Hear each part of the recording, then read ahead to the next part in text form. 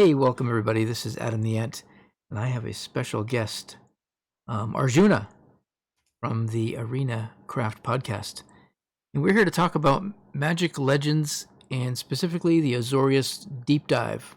And welcome to, I guess, my show. Is it a show if I'm recording it?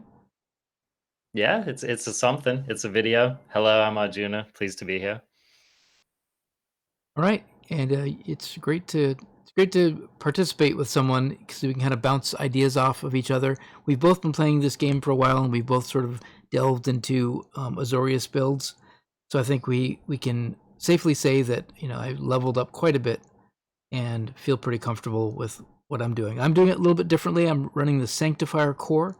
So if you know zero about Magic Legends, you do start with a class, which is sort of the color, and what it does, it gives you a bunch of passive benefits and also additional benefits as you level the class up. And this might have, definitely has an impact on the damage output and what you're trying to accomplish with your deck. So I'm doing the Sanctifier. Arjuna's doing the Mind Mage. So we'll talk about that sort of I think in another section. Let's talk first about the actual decks and the cards that we've chosen. I think that's pretty interesting.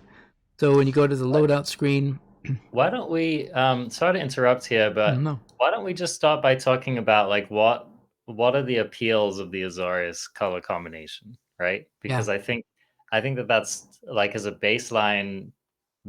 Someone might ask the question like, why should I make an Azorius build? right.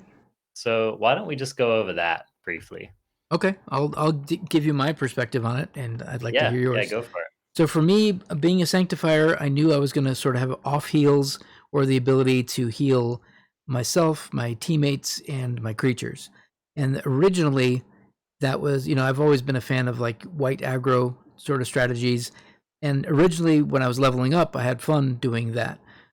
Full creature, a boat of double angels, and all these really fun creatures that had all these different effects, like lifelink and coming into play and stunning opponents. It felt like I was controlling the battlefield, and in that same sort of Magic the Gathering controlly way, you want to have cards that impact the state of the game.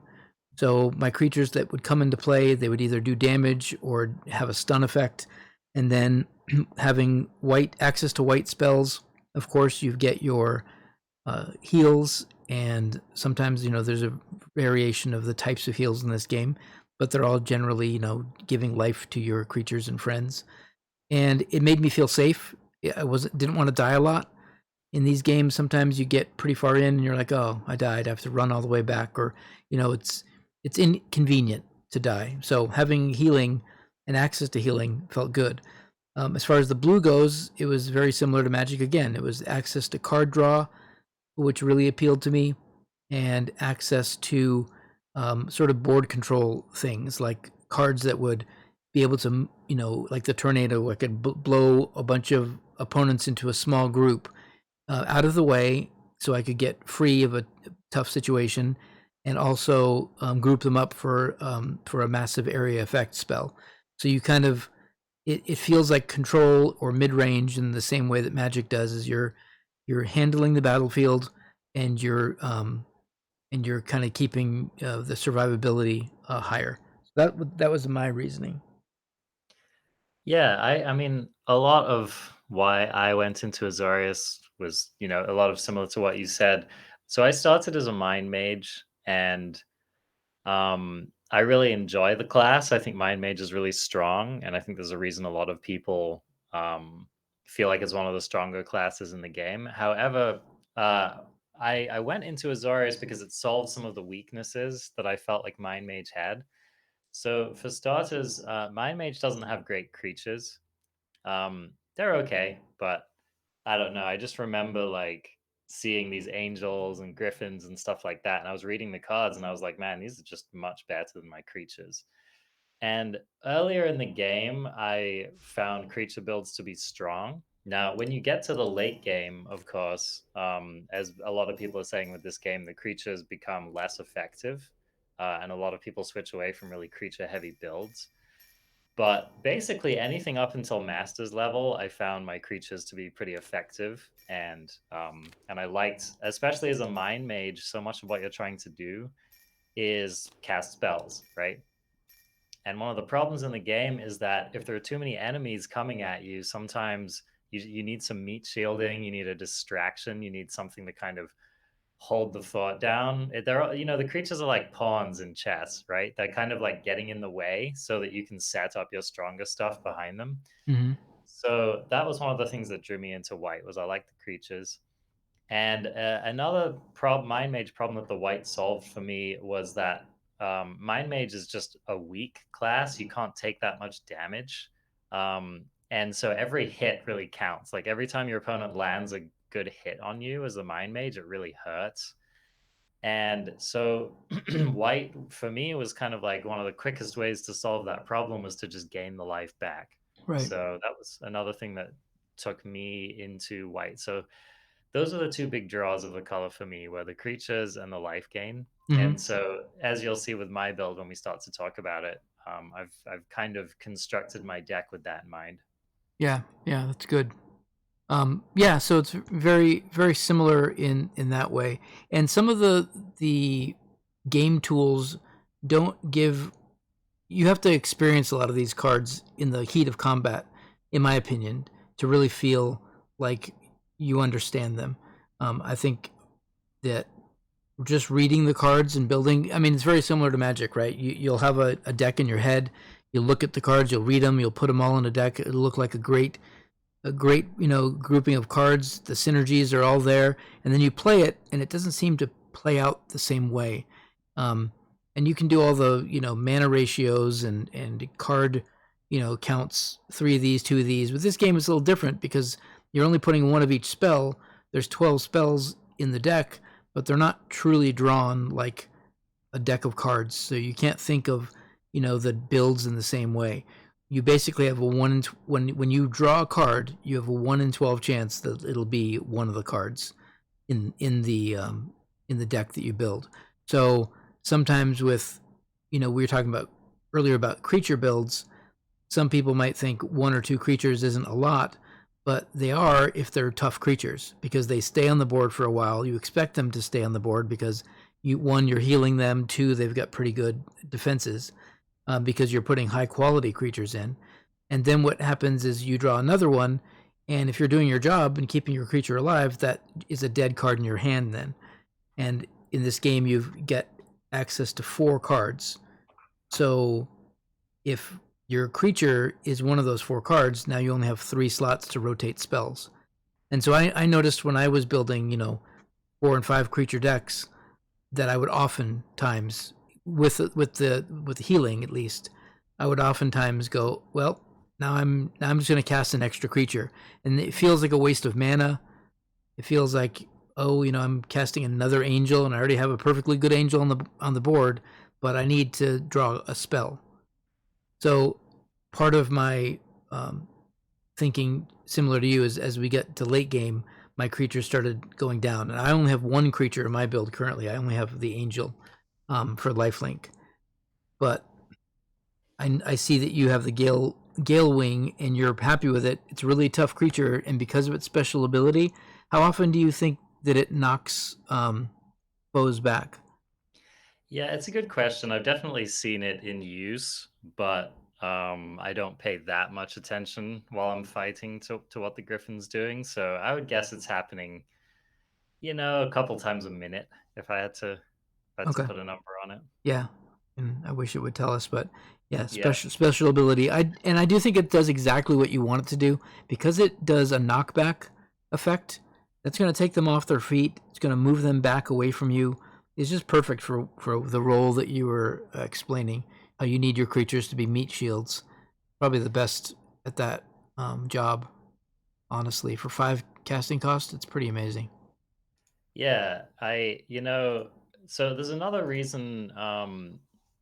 One of the reasons I decided to have 2 creatures in the build instead of 1 is that, so again, you won't run into this problem much until expert and masters, especially masters, but reflect slash vindictive, Mm, yeah. that a particular ability is just such a killer in when you get to the end game, and it really invalidates so many builds.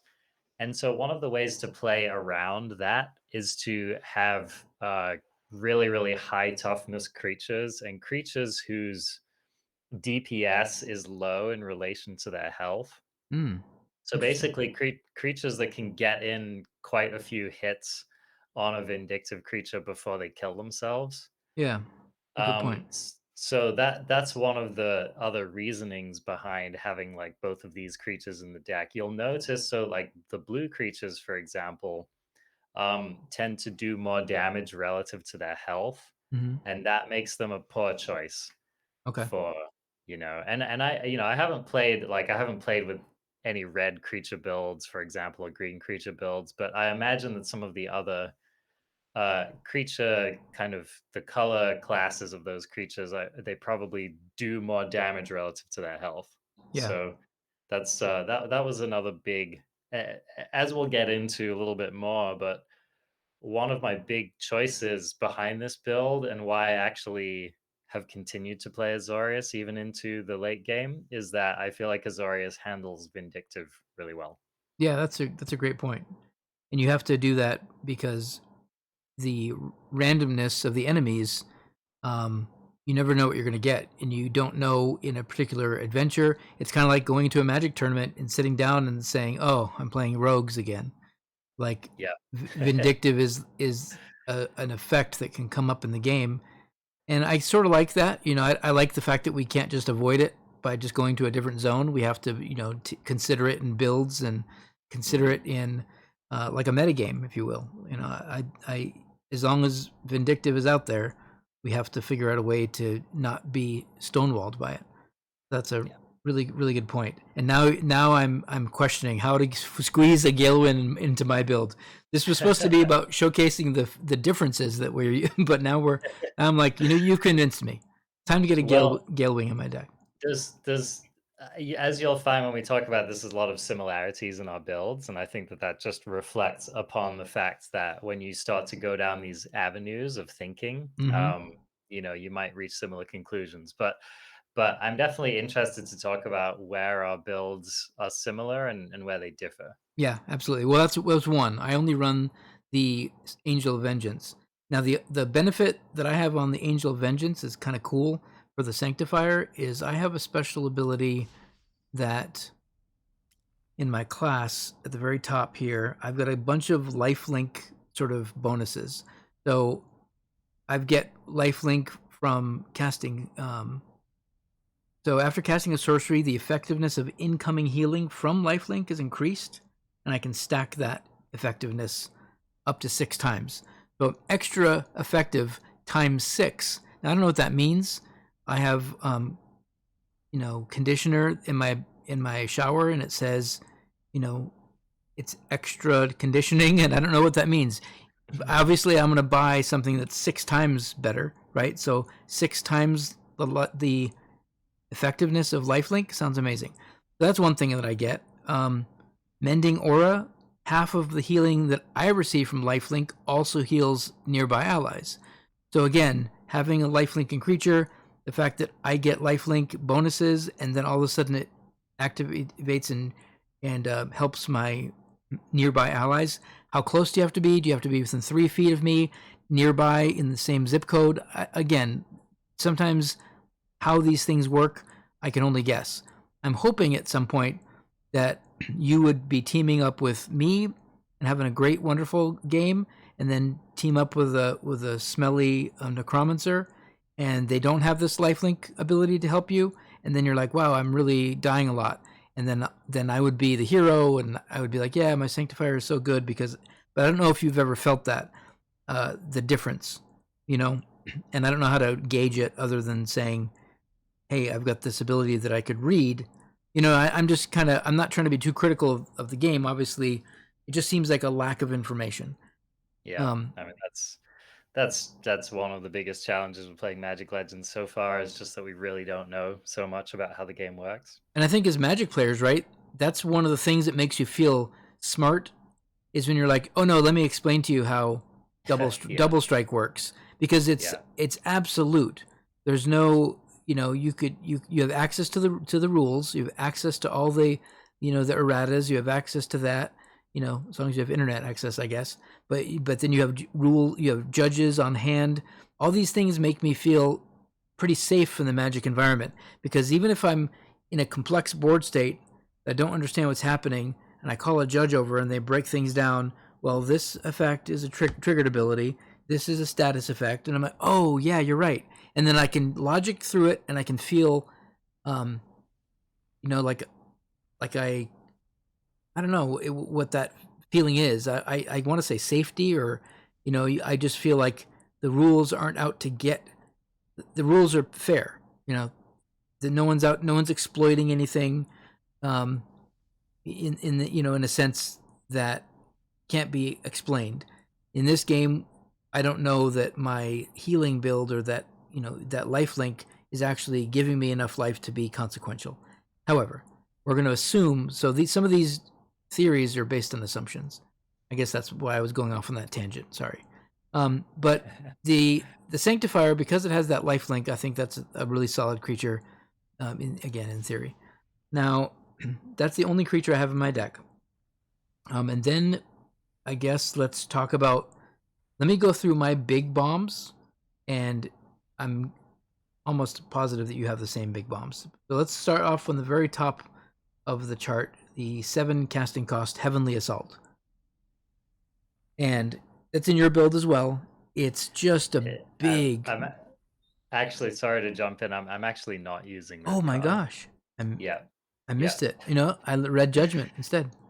Yeah. Okay. So, but yeah, anyway, I mean, I can talk about why I chose not to use that, but why don't you go ahead?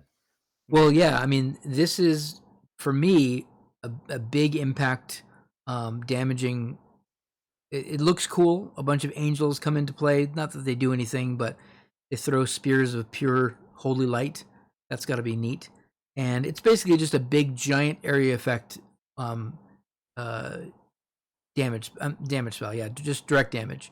So, like a fireball or something. I like the fact that it's direct damage, because we talked before about vindictive, and I like also because things are moving around so much on the battlefield. Sometimes they will move outside of an effect area. So I like the instantaneous, big, giant circle of doom that this Heavenly Assault has. It's one of the biggest feel-good spells in my deck too. You hear it hit the ground, it shakes everything. Angels come out of nowhere. I can't understand I can't understand at all, for the life of me, why you wouldn't be playing this.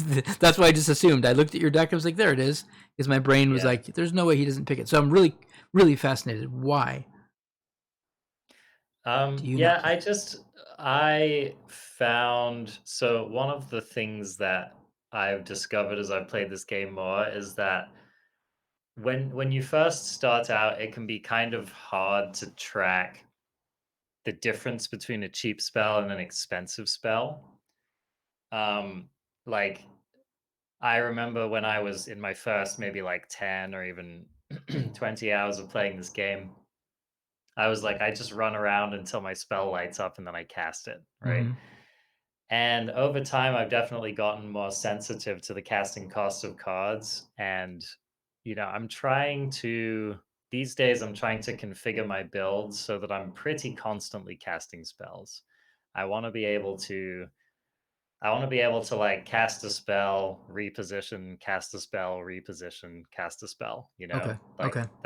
I think that's a pretty constant flow to any of the spell casting classes. Obviously, like if you're a melee class, right? Or if you're really, really tanky and you're relying on just having all your creatures around you and you're just going to stand in one place and whack everything, then Mm-hmm. that's a different approach. But for me as a spellcaster, I just need to be casting spells constantly is how I feel. Okay.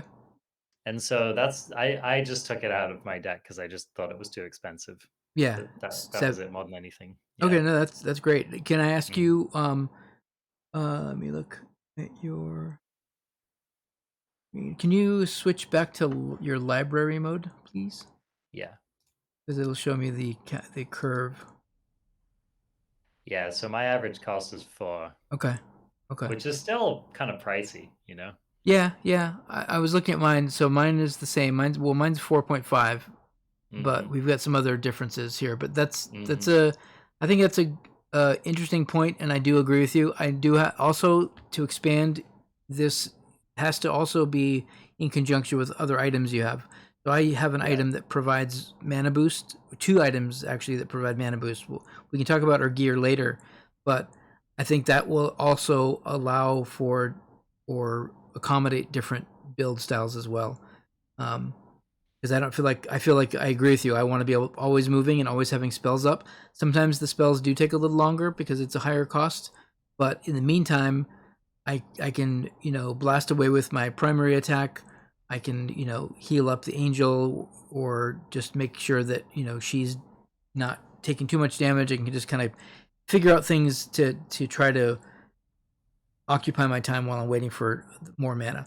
All right, so let's talk about the next big spell that I use, and I do know for sure use this one. Is Phantasmagoria, or Spectral Dragon is like what I like to call it because I don't Yeah. understand.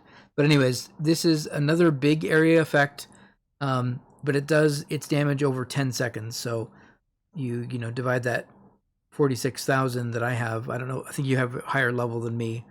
So what's your output on this? Just on the mouse over. Yeah, no, it's about the same. It's 46,000 Okay. damage. Mhm. Okay. So this spell is gonna cover an area. It also adds a weakness to for 10 seconds. Um, and I think that helps not just on the damage that it's doing, but any other damage that's coming in at the same time. So Phantasmagoria has a big impact. It makes everybody's damage better and also does a considerable amount of damage as long as you can keep the targets in that area, which doesn't seem to be too hard. So I've always been a fan of the spell. It's great. I think you kind of turned me onto it more than, but once I saw it in play and I started playing it myself, I love it. It's probably the best spell in my deck. I think Phantasmagoria is a really key spell for blue mages, Mm-hmm. and it gets even better with the Implement of Combustion, which is that Mm, was my first mythic artifact that I picked up.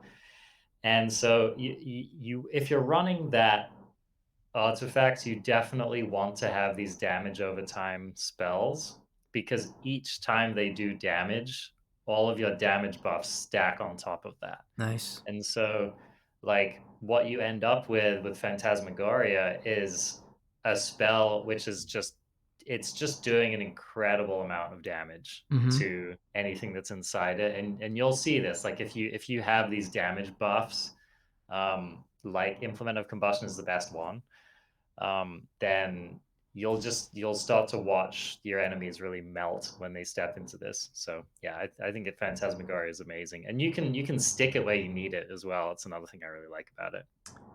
Yeah, yeah. The range and the positioning is pretty good. Um, so when there's other cards that sort of feed into the positioning of both types of spells.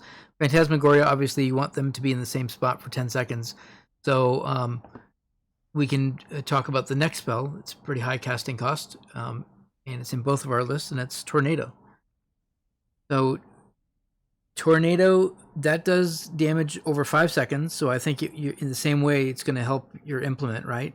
Combustion. Yep, exactly. So that's a great spell with that. Now I have it for positioning, but it's probably one of the weaker spells in my deck because I'm not playing the implement of combustion. Um, but again, these are the kind of decisions that we've both made, and I think you're getting more out of the tornado with that artifact than I am. So, but I still like it. I still think it's a fun card. I like, it's not perfect. You have to sort of, position yourself, position your opponents. Sometimes if you don't communicate with your teammate, your tornado pulls them out of their Yeah, some sort of zone. So sometimes exactly. it's an awkward spell at times, in my opinion. The more experience you get with it and the more communication you have with your friends, then you can really maximize it. Because when we play, typically we're on Discord. I don't think that, sometimes we're not always, sharp. you cast a tornado, I cast one the different direction. We got two different groups of things, and we're both like, oh, sorry, oops. But in general, I think playing it with good communication, this is a good card, but it can also be a little bit weak. So one of the reasons I really like Tornado is that, like you said, it's just really good for crowd control. And so if you're getting overwhelmed, or if you're in a corner, or if I just feel like if the battle's starting to get out of your control, then Tornado is a really, really good way to. It buys you some seconds. It gives you space. Um, it maybe gives you time to pop off a heal, or wait for your mana to recharge. And it just like it does a lot for you. The other thing I like about Tornado is that it groups enemies, so it has a tendency to pull a bunch of enemies into one spot, Mm-hmm. which makes it a really good combo with something like Psionic Shatter, which is another spell that I run. Yep. And so this spell has a really small area of effect. Like you really have to aim it and use it carefully. It's almost like a melee attack. Oh, it's But interesting. so one of my favorite combos is you tornado and you gather a bunch of enemies. It just basically deposits a bunch of enemies in one spot on the battlefield, and then you can run up to them and just cast a psionic shatter and just hit them all. So it's basically like a flamethrower. Yeah, yeah, So that's a combo that I like to use a lot. yeah. I agree with you. I think positioning tools you're right to get them away with you when you're getting pinned into a corner by a ton of spiders. You get this feeling of anxiety, and tornado just blows them all away, and it feels like you have control of the battlefield. I've talked to you before about the idea of being a planeswalker. You want to feel powerful, and a lot of these spells do make you feel like, when everything is coming down on you, you can, and because it even works with bosses and things that are typically in these games that aren't impacted. I think they can use control resistance, which might lessen the effect. And sometimes they hit like a box or something and they don't move as far as you want them to. But generally speaking, tornado I think has moved everything out of my way that I've cast it on. Yeah, yeah, it's just really solid. Another thing I want to say about it is that in sometimes in skirmishes or in story mode, you actually have objectives that you need to protect. Mm-hmm. And like, there's a bunch of enemies dunking on an angel, or there's some villager who, you need to preserve their life total or something like that. Right. And sometimes tornado is just the quickest way to get a bunch of enemies off of the target, That's right? really cool. So, Yeah. and then another thing that you actually turned me on to, which is a really fun thing you can do in some of the Gavany missions, is that you have these they're like these electric force fields that cover a doorway or whatever. Yeah. And if you have one of those live and you tornado enemies through it, they just die immediately. Yeah. So Yeah. that's it takes a little bit of skill and luck to get it lined up, but you can do that, and that'll even waste like a big elite or a boss. Basically, like anything that goes through that thing is just going to die immediately. So Yeah. It's that's really really fun. it's Yeah. yeah. And I think you made some excellent points in that every spell in this game you consider the enemies, the environment, that's why I think these decisions and going over these cards is pretty interesting, because there's so much more than just reading the description. It's how it applies to the types of enemies we face and the battlefields we face and everything. There's so much to consider. So thank you. Um, well, let's see. So tornado. Let's go. Let's just finish up with the damaging spells, because we both have some very similar ones here.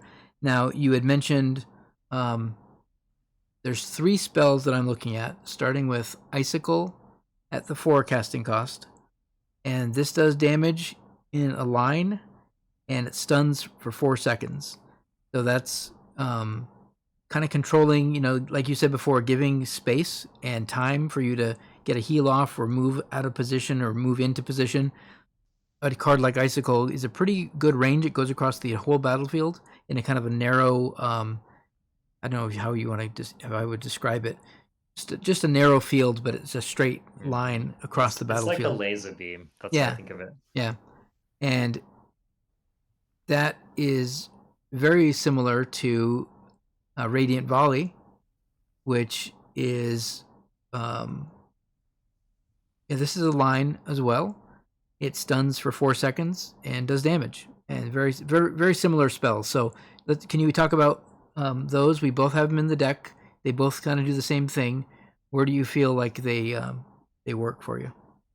So I like that that I'm not going to say that they're cheap because they're not exactly cheap, but they are more affordable than some of the other spells in the deck. So I like having some. So like a lot of what happens in this game is that you'll have like some really like area of effect AoE spells, damage over time, DOT spells. Mm-hmm. Those tend to be more expensive, right? Mm-hmm. So like the tornado, Phantasmagoria, the I forgot the name of it, but that 7 Have, cost white one that you yeah. use, the Yep. angelic, Yep. Heavenly whatever, Assault. Yep. heavenly assault, right? So those are kind of like your big, your heavy hitters, right? And then you need some mid-range spells that just do damage Mm-hmm. in a spell casting build. And so, that's why I chose those two spells. I like the range. I like the fact that they can hit enemies in a line. Mm-hmm. You can get, again, like with Tornado, you can suck all of these dudes into one space and then just icicle them, and that's going to hit all of them, Right. right? So Right. these are kind of some of the ways that you maximize the damage that you're doing on the battlefield. Mm-hmm. Um, and in the stun effect helps sometimes as well. It's pretty good with creatures because oftentimes what I'll see is I'll icicle something and it'll be frozen in place until one of my creatures takes another swing at it. Mm-hmm. And that can matter because, as we know, like our creatures can be kind of dumb.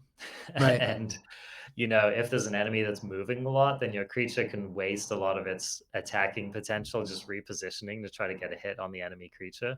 Yeah. And so these stun effects can really help to just root the enemies and just help your creatures get in that next blow that they're going to do. Right. So I find it makes my creatures a little bit more efficient in combat as well. Yeah. Yeah. I agree with you. On the last two in our kind of damage suite, we both are playing Divine Wrath and Psionic Shatter. So very similar. These are 3 casting cost damage spells. The Divine Wrath is a 4-second stun as well, but this is like a small area. It can affect potentially a small group, 3, 4, 5, or 6 enemies, depending how crowded they are. But generally, it's a very small area of effect. And then the Psionic Shatter, a very small area as well. It says foes in a line. Well, the description of foes in a line for Psionic Shatter and the description is the same thing. Foes in a line are very different lengths of line. Yep. And yes, they are. It's almost embarrassing when you the first time you're gonna mouse over a Psionic Shatter, you're gonna go, what? Is it broken? Something wrong? Is this a bug? Because it goes out about I don't know. It's like 15 feet. Yeah, if that. It feels like it's arm's length. It feels like. I think of it. You should think of it as a melee attack. It's like a flamethrower or a shotgun. It's a very close range thing. Yeah. Which is why, I mean, it does so much damage, right? So Right. they had to nerf that somehow. So Exactly. yeah, that's what it does. Exactly. It's just funny how much damage it does, and it does additional damage to anything in a control effect. So the stuns you're doing on the other spell, you have 3 spells in the deck that do stun. If they're unlucky enough to be in a tornado type group, and also you icicle them right after that, and then you run up to them in Psionic Shatter, they're going to take a whole bunch more damage. A lot of damage. And just stacking up those, effects are sometimes really important in games like this to get those multipliers, because your enemies, especially when they're augmented or they're bosses or in masters, we were taking down masters builds when we were in our 700s of loot score, loadout score, whatever you want to call it, and that's significant because you've got ways to approach this game where you could just kind of just level up and do things, or you can challenge yourself and put yourself in a class far above your score. What ends up happening is then you get high risk, high reward. You get multipliers to your to all the benefits you gain, your all your loot, all of your drops, your gold, your aether. So when you start challenging yourself and pushing yourself to build an effective build, or not just kind of throw cards in because that's all you have, but evaluate them, then what you end up doing is you end up being able to um, get rewarded for that, and then accelerate the acquisition of cards, because that's what most people need. And it's sometimes doing guides like this, I don't want it to be discouraging to new players who don't have the cards. It took me a while to get all of the cards available and then rotate in to cards that I was acquiring as I played, and that I got acquired in the game. When you pick up, I used to spend 15 minutes after every 5 missions to go through the my loadout again, go through all the new spells typically show up in the top left, and read through them and see, hey, maybe I need to use a different color for a little while, because I played Celestia for a while because I had really good green spells, and I wanted to play some of the more powerful. I got a mythic drop in green. It was my first mythic card, Rampage, and I wanted to play Rampage because it looked like a really powerful spell with with the angels and the creatures I had. So I know I didn't mean to like sidetrack the fact that we still have a few more cards in Azorius, but just the bigger picture of why you make the decisions and why you sometimes push yourself. As long as you're having fun and you're not dying every 5 seconds, go for it. You can always click that button and go back. Dial it back to something you're not dying constantly and you're having a good time. And do you have any thoughts about my tangent there? I just wanted to say that one of the reasons I actually like the Azorius build is that I think it goes pretty well on commons and uncommons. Mm-hmm. I will note that one of the key cards in the build, in my opinion, is a rare in the form of Tolarian Winds. So I feel like the build becomes a lot worse without access to that card. So that is kind of a constraint on being able to do this. Yeah. But other than that, I think like you can sub the creatures in the build pretty easily. You can sub your, DOT and your AoE spells and your direct damage spells to whatever the ones you have, Yeah. So,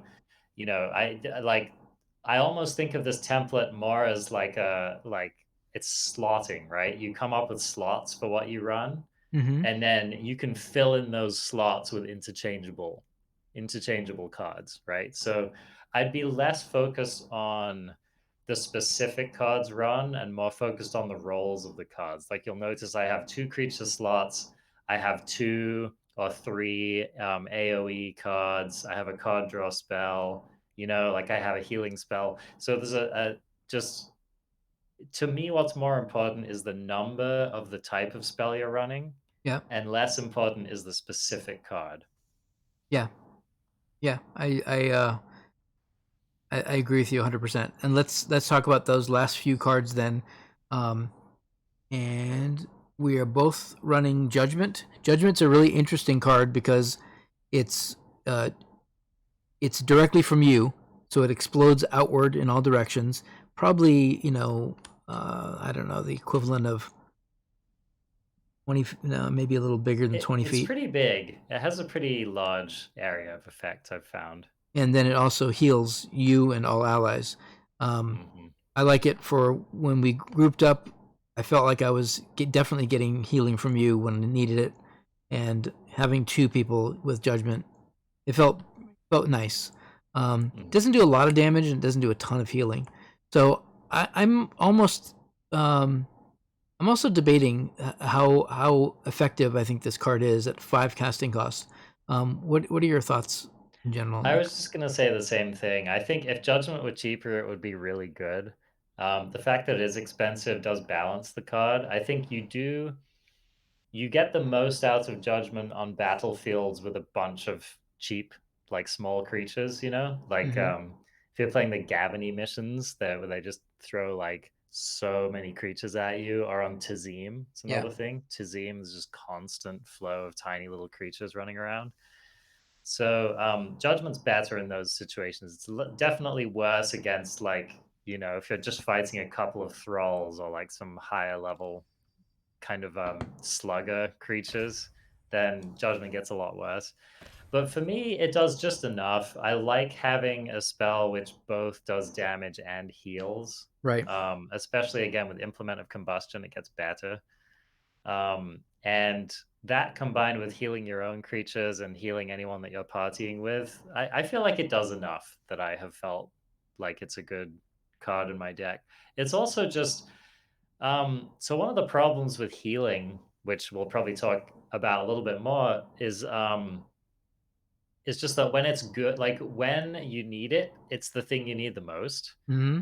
And when you don't need it, it's useless. Yeah. And so one of the things I like about Judgment is that it's a heal spell which isn't totally useless. Like if it's the only card in your hand and you really don't need the healing effect, it still affects the board, right? It still does some damage. Yeah. So I do like that about Judgment. Yeah. Yeah. I think it's one of the weaker cards, but I agree. It does fill a role. Um, I actually just swapped mine out for the Griffin because I kept trying to think of what spell does what the Griffin does, and I think Judgment for the same casting cost. I think the Griffin gives me more damage over time, and also some special abilities, and um, so that's what I've decided. I was trying to Yeah. squeeze that since you mentioned the Griffin. I was trying to squeeze it in this whole time, but Judgment finally There you convinced go. me it wasn't good enough. Yeah, I think Judgment's definitely a flex card in the deck. You could put whatever you feel like you're missing, you could put in there instead. Yeah, yeah. For me, I think it's. But I also like my other heals. So the only Yeah. other heal, um, we've got a couple of different, I guess, variations at this point. So I'm looking at your list, and I play. Um, at this point, all of the cards have been matched except for a few. But here's where we Mm. get some big differences. I'm using Healing Aura. I'm sorry, Healing Recall.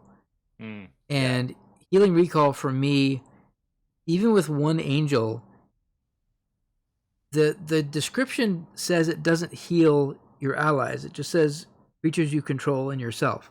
But I've Mm. cast this next to you when we were teamed or grouped, and I saw your life total go up. Mm. I don't. I don't want to assume anything at this point because the card doesn't read that way. It's again kind of what we talked about earlier about the vagueness of some of these abilities, or when you're a Magic player and you read a description, you're supposed to be able to understand it, right? This is how it works. It says clearly heal yourself and creatures you control. It does not mention allies, because other spells do say allies and creatures you control. You know what I mean? So if they're using these keywords the way the Magic players expect, I wouldn't expect it to work on you, but I do think it does. So, anyways, you have chosen to go with Aura of Salvation. Please explain. Yeah, I was running Healing Recall for a long time over Aura of Salvation. Honestly, I don't know why this was, but I just felt like the recall was healing me more. That was the main reason I chose it. But I think what I've come to realize is that Aura heals more over time, whereas the recall heals more immediately. Hmm. Another reason I liked Healing Recall in the past was that I was running a more creature heavy build. I think I had like 4 creatures or even 5 creatures in my deck. Yep. And so if you can heal like the whole squad at once Right. with Healing Recall, like that's a lot of bang for the buck. So that's why I was running that before. More lately, it's fallen out of favor with me for a few reasons. One is just that I do feel like the aura heals more over time. And Mm-hmm. so, especially at master's level, where, okay, so healing recall like immediately heals you for a particular amount, and there you go. Yep. And when you're at a lower um point in in the toughness, when you're kind of a lower stats in the game, Mm-hmm. the percentage of healing of my health bar that I got from it I found to be higher. But as I got into masters, I just felt like it wasn't healing me enough, Okay. so I wanted something that was a bit more of a dedicated heal. Yeah. Another thing I ended up not liking about it was that it pulls your creatures out of combat. Right. And Right. It's a good so point. I felt like oftentimes when I cast that card, I'd see my creatures like mid swing, tackling something, and I just felt like I was decreasing the effectiveness of my creatures every time I cast it. The final thing I'll say about that is that one of the main appeals of the healing recall is that it does heal your creatures. And what I've discovered is that in a build with only a couple of creatures, um, it's fine if they die because you're always going to draw them again eventually, right? Yeah, And so if you have a creature that's getting to be low health, you just draw another copy of it and you just cast it. And right. so that's that, it's made me care a little bit less about like if you have a big squad and you've invested a lot of time and mana in getting all of them out and you've been buffing them and all that kind of stuff, then I think the healing recall is really key because it maintains the investment you've made Yep, over time. 100%. Whereas in a build with only a couple of creatures, I just again, like I'm saying, I'm not super invested in my creatures. So if one of them dies, I just summon another one, and it's frankly it makes use of that card that I drew that otherwise would have been a dead card. So that those are some of my thoughts about why I made that decision. That's great. And you know what? Once again, your persuasiveness is. I took the healing recall out and I replaced it with Aura of Salvation. And I was actually gonna completely disagree with you until you started talking. And it's like you have the magical gift. And now I've Well, I'm glad to hear that. I think that I will healing recall is a great spell, and I have had it in my deck like many, many, many times and mhm. thought that it was really good. So I think like for any number of choices you could make about your build or for any number of reasons you could give for playing a healing recall, I think that's great. I think it definitely, if you're liking it and you're feeling like it's earning a place in your build, I think it's a strong spell. Right, right. And that's how I felt for a long time because of all the reasons about the creatures and keeping them around and I do feel like the value. It's actually kind of remarkable how much more. And I guess when you read these cards, sometimes just like magic cards, you got to really look at the what it's saying because 5 seconds. A lot of times these are divided into the full amount, and then it says over 5 seconds. And so Mm. I'm always used to seeing that on these cards. The Aura of Salvation specifically says for 5 seconds, you're healing your allies for whatever the amount every second. So that's multiplying that number by 5 rather than every other spell that is very similar. It gives you a number and then it says 5 seconds. It's over 5 seconds, so you have to divide it. That's significant because you're right. It's not a joke how much more life salvation gives you and anyone you're next to. So nearby allies are getting that pump as well. So it's fantastic. All right, and then the last card which I wanted to actually showcase for last because it is very significant. You had mentioned it earlier.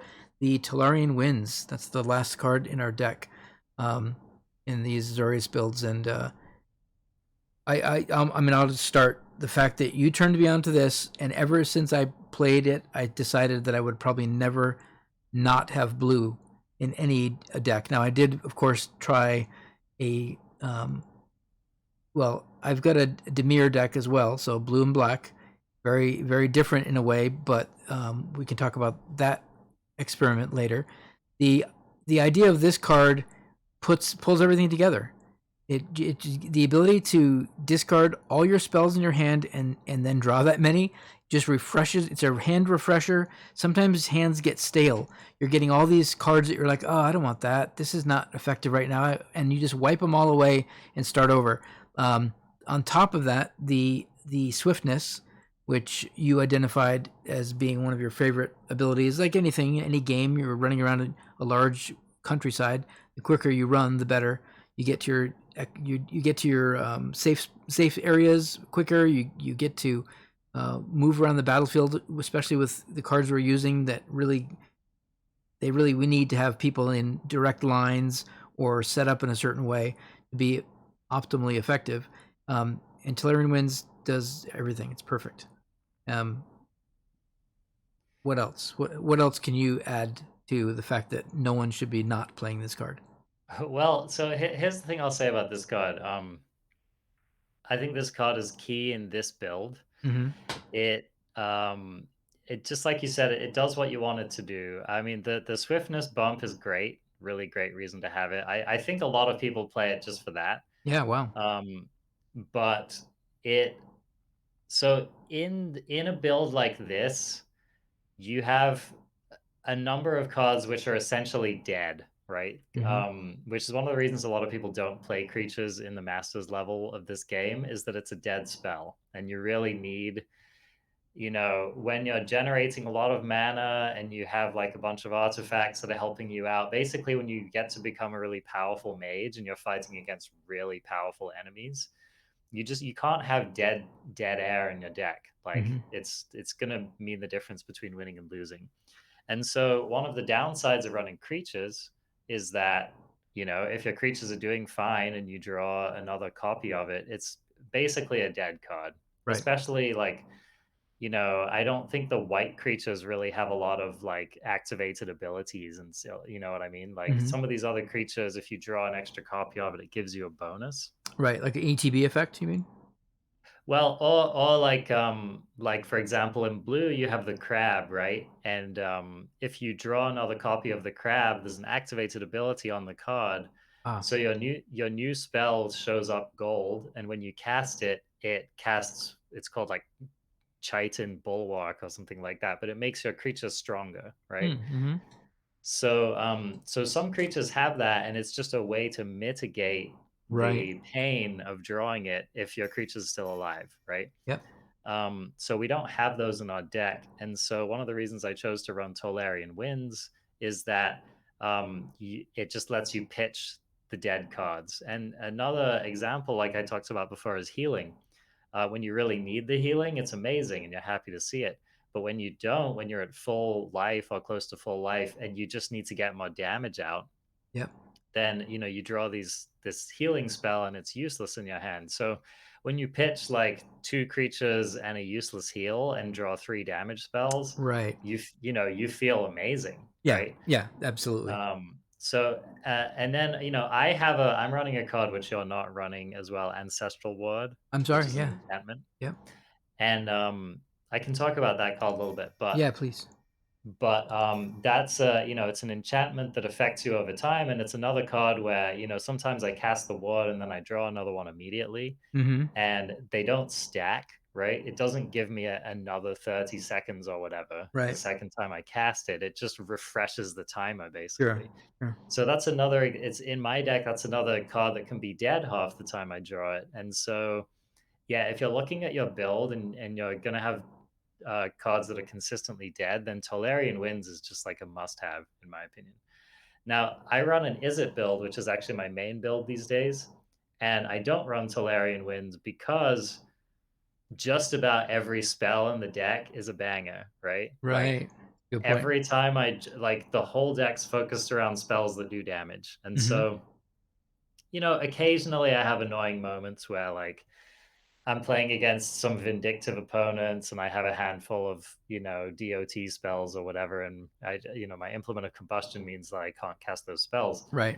So occasionally I do, but it's rare. It's rare I get in a situation with that deck where I'm like, man, I don't want any of these cards, Right. right? That's a good point. Usually I'm just drawing cards, refreshing my mana, popping off damage spells. That's the whole point of the build. So I don't run it in that build, but in this build, I definitely think it's really important. Yeah. That's really interesting. I feel like cards like this, especially I mean, I want to talk about the maybe one of the I don't know the reason someone might be against this card is the casting cost. 3 blue. When you're playing 2 color decks, which this game is only 2 color at this point, the way that your mana refreshes or recovers seems to be pretty equal to me. And I don't know if I've ever been in a situation where I'm like, oh, it's hard to cast because it's three blue. What are your thoughts on the mana system and just briefly if you've noticed anything with Tolarian Winds? So I have noticed it. Okay, so you're right that your mana regenerates a roughly even amount Mhm. between the two colors. So what this means, one of the places where Tolarian Winds is going to hurt you is, let's say you just cast Psionic Shatter, Mhm. and that takes 2 of your blue away. You then might have to wait longer for that blue to regenerate to cast your Tolarian Winds. Right. So it's almost like what Tolarian Winds, what this triple blue mana cost basically says is, if you just cast another blue spell, Mhm. it's almost like you add like 1 or 2 generic mana to the casting cost of the spell in Right. terms of the amount of time it's going to take until you can cast it. Exactly, because everything else in the deck is two blue. So Right. that's exactly. So you need to have access to a lot of mana.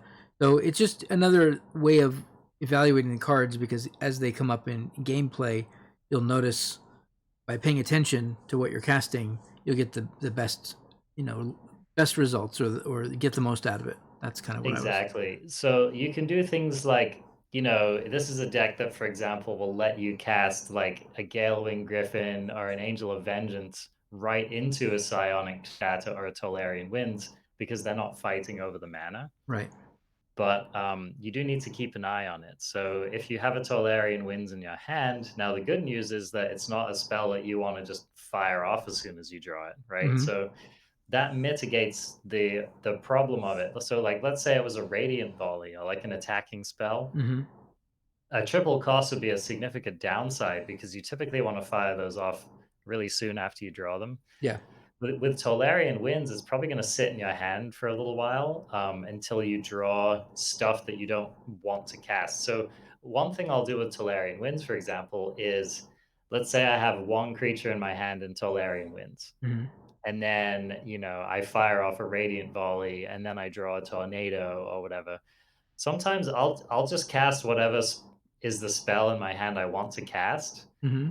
and then basically, as soon as I'm in a moment where I have mana and I have, 2 or hopefully even 3 cards in my hand that I don't want to cast, then I fire off the Tolarian Winds. Okay. So that mitigates to a large extent the mana cost, because you can basically, you're going to be more choosy in general as to when you want to cast it anyway. Right. Right. Right. Okay, so then Ancestral Ward. I know you've been playing this for a little while in this build, and I think it's an interesting choice, but you seem to be a big fan. So explain to me what your experience with Ancestral Ward has been. Yeah, Ancestral Ward for me was mostly a choice made out of survivability. So, like I was saying before, an issue I've consistently had playing in the Mind Mage class is just feeling really weak, feeling weak to damage. Mm-hmm. And so, Ancestral Ward, I have found to be, it just takes the edge off. It basically reduces the damage that you take from enemies by 50%, Right. which is nice. Yeah. I might even run it just for that, because it's so cheap. And I have mine at level 5, and so I get the effect for 42 seconds, which is quite a long time. Yeah. But another reason I like it, especially at the masters level, is that enemies just hit so hard. And um, if you're reflecting, if an enemy hits you for like 20,000 damage and they take 10,000 from that, that's a significant hit. Yeah. So so I just find that for me, it has earned its place in my deck. Um, so what I find is that, like, going into a fight, if I cast Ancestral Ward and I have a couple of creatures and I manage to get off a few heals, that combined with my equipment loadout, I feel like can just make me a lot harder to kill. Yeah. And it's not like Ancestral Ward is definitely, it's a minor effect. So it's not a headliner like some of these other cards are. But I think, especially because I'm playing Tolarian Winds, I feel a lot more happy to run something like Ancestral Ward in my deck. And again, it just solves, for me, it solves or at least mitigates a problem that I have had with my build. Yeah. No, I definitely like it. Um, I tried it briefly, but I didn't have it. It's mine's at level 4, or rank 4, which is still 39 seconds. It's not bad. And I tried it when I was doing that veteran bodyguard build, um, thinking it was gonna, and I don't know, I just didn't see it. It was a very different build though, and I was playing very differently. So I think that it's interesting, and I'd like to see, I'd like to see more of the the survivability if you removed it, because I think you're also getting more powerful in general with all of your abilities, and I think at some point you might evolve out of it, but Hmm. I could be wrong. Um, Yeah, I wouldn't be surprised. I would definitely consider it another flex slot in the deck. yeah, yeah, that makes Yeah. sense. Now there's one more damage spell that I kind of overlooked when I was going through because you don't play it. It's the Phalanx Charge. I have it in Mm-hmm. my deck, and it's another one of those cards that does more, the critical damage multiplier, 100% more damage if they're affected by a control effect. So because we have all the things that stun, icicle, um, uh, radiant volley, and divine wrath. So three abilities that stun, and then phalanx is just um, a pretty reasonable amount of damage. It's not as good as the Sonic Shatter, but it's a big area of effect. So for me, it was just an extra DPS slot, more damage. Mm-hmm. Um, and I think also because I'm a sanctifier, I have a little more freedom with my health. I don't know what the starting health numbers are, but I'm guessing I have a little bit more than you only because of Yeah. the role. But I don't know how if Yeah, that actually works. I'm positive that Mind Mage has the lowest health of all the classes. Okay. There's no way to verify it, but I think based on kind of regular game design principles and also just from what I've observed playing it, Mm-hmm. I would put money on it being the lowest health of all the classes. Yeah, yeah, I would agree. Sanctifier might be second, but it's hard to say. I feel pretty tough though. I feel like I can take quite a few hits, Hmm. in general, or I have time to get out of a volcanic area. Um, I have a split second, put it that way, rather than just dying instantly to things. I feel like I can Yeah. take a few hits. All Yeah, right. I think a lot of my choices would be different Mm-hmm. if I felt like I was tankier, you know. Yeah, yeah, I would build my decks very, very differently and make different choices based on that. yeah. That makes sense.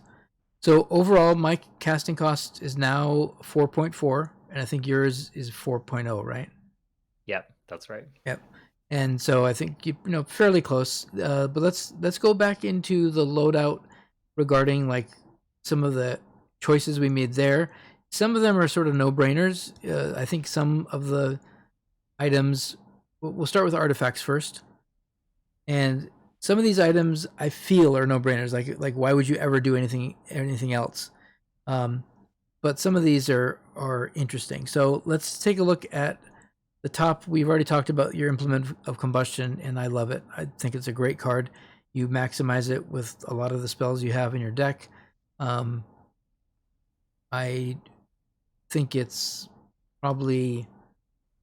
I mean, I'm on the fence at this point. I like my dragon just because it's one of the first uh, artifacts I got. It's a big giant 6/6 creature, but it does take damage because it's a creature, so it can be killed. If there's anything like my favorite, when I say that, I'm sarcastically saying my favorite ability is Death Touch. The Yeah. enemies that have little skulls over their head, what they do is they just touch my big angel or my griffin or my 6/6 dragon, and they're dead instantly, and that's unfortunate. So sometimes I feel like we talked, about creatures being maybe subpar at a lot of the times in these big runs, these big master level runs, or these bosses that just ignore the creatures. Um, Draconic Flux might not be as good as your implement, but but if you want to I mean, expand on the implement, you can. yeah, I mean, I think Draconic Flux is still kind of a busted artifact, right? I think it's the ability to summon multiple dragons and stuff. It's maybe not as good as the altar, which just summons a million demons, Right, but right. but I still think that it's in the class of like busted the devs might fix it at some point, Oh wow. Okay. artifacts. Okay. So I definitely wouldn't blame anyone for running that. I think it's really good. Hmm. But yeah, the implement of combustion, it was, I mean, honestly, it was just the first mythic artifact that I got, and it lined up already with what I was trying to do. You know, I was a blue spells based class anyway. Right.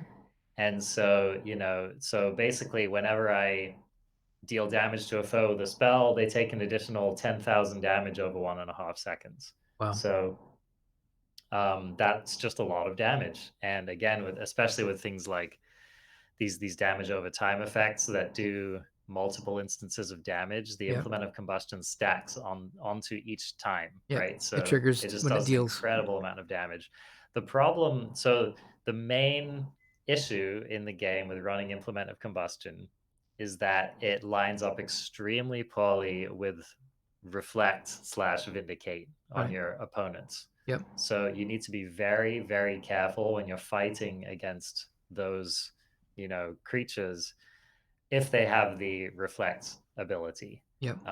Because so one of the reasons why I could maybe run more damage over time effects in my deck if I wanted to, but the reason I've moved away from it is that it just doesn't line up well against those. So it's another reason why I've chosen a little bit more to focus on stuff like the icicle or psionic shatter, or just like these spells that do damage immediately. Right.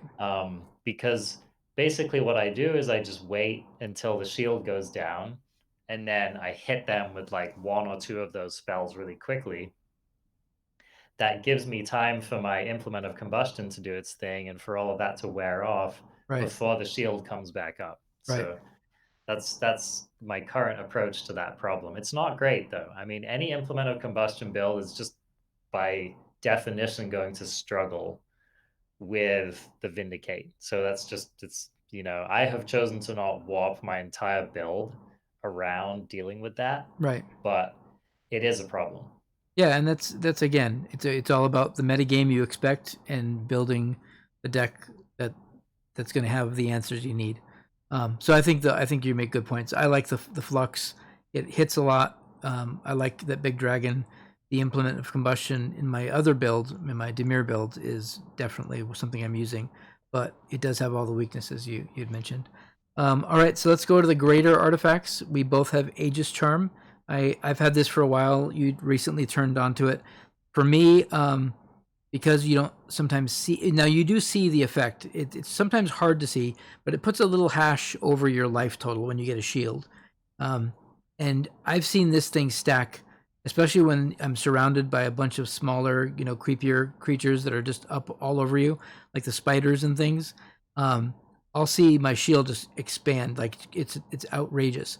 So it's, for me, I've got this at level 20, 17,000 shield times the number of enemies within 10 feet. And then that lasts for 2 seconds with an improvement for every creature. So I love this. It makes me survivable. I can, in the worst case scenarios, I feel like this is saving my life all the time, constantly. Yeah, I just once I got it, I was like, whoa, this just must be one of the best artifacts in the game. And Yep. I immediately equipped it, and I have not, unlike some of the other stuff I get where I feel like, man, that's a cool effect, but then it doesn't really pan out in the gameplay. Yep. I either because it's bugged or because it's just not as good as it seems. Mm-hmm. But this is not one of those. Like, I just like you, I see immediate benefit from using it, and it has definitely made my character tougher. So yeah, Yeah. 100%. I feel like if you've got one of these, I It's, would definitely run it. I certainly haven't come across another greater artifact in the game that yeah. I have picked up that has been better for Yep. me. 100%. Yeah. 100%. All right, and then I am playing Gilded Lotus. We've talked about it. When this thing, now I get so much value out of this card. Whenever you kill a champion rank creature or higher, there's a 50% chance that it's going to drop a lotus petal. I see it on my screen as a little glowing like petal of a lotus. Yeah, and it sits there, and you pick it up. So you have to do a little bit of running around to grab them, but they last forever. They sit on the battlefield. There's no timer on them, so it's kind of an interesting point, because when you're killing things in big swaths and all these lotus petals are dropping, you don't have to run over and pick them up. What I can do is I can run around the battlefield, use all my spells, and then just run and pick a few petals up. And so I'm replenishing my mana when I want to, and the more chaotic the battlefield gets, the more petals are all over the place. So in those missions like Gavany, where we're farming wave after wave of creatures, I literally see mana all over the battlefield that I'm just picking up as I run through casting more spells. So for me, this is another greater artifact that I could not replace.